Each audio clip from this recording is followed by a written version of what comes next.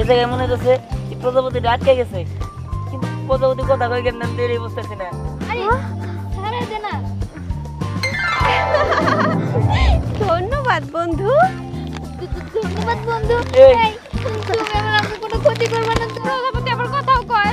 ঠিক আছে, বুঝতেছি না রে। দেখো তোমরা ভয় পেও না, আমি তোমাদের কোনো ক্ষতি করব না। আমি হলাম প্রজাপতি পরী। আমি এই ফুলে আসছিলাম মধু খেতে, মধু খেতে যে এখানে আটকে পড়ে গেছি। ও বুঝতে পারছি, কিন্তু আমি তুমি কথা বলবেন নিয়ে তো বুঝতেছি না। সেটা তোমার বুঝতে হবে না।